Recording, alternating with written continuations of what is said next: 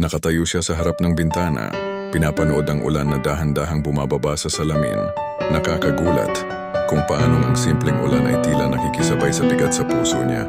Parang alam ng langit ang sakit na itinatago niya sa bawat puntong hininga. Ilang araw na ba? O linggo na? Hindi na niya alam. Kapag wasak ang puso mo, ang oras ay nawawala ng saysay. Nandun pa rin ang lumang jacket niya sa likod ng pinto. Nasa baso pa rin ang toothbrush niya.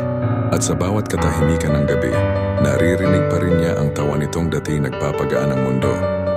Hindi niya inakalang mawawala ito. Hindi matapos ang lahat ng mga pangako.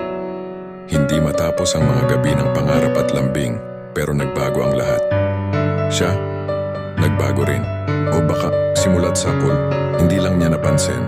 Ngayon bawat sulok ng apartment ay parang alaala na hindi niya kayang takasan. Yung sofa kung saan sila sabay na natutulog habang nanonood ng pelikula.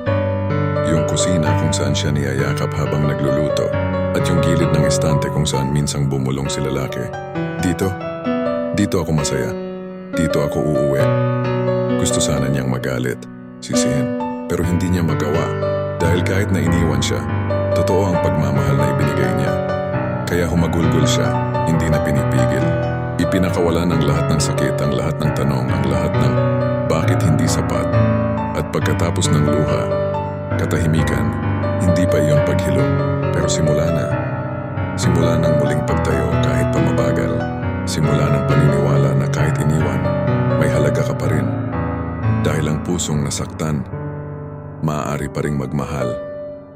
At darating ang araw na may makakakita ulit sa'yo, buo man o wasak, at pipiliing manatili.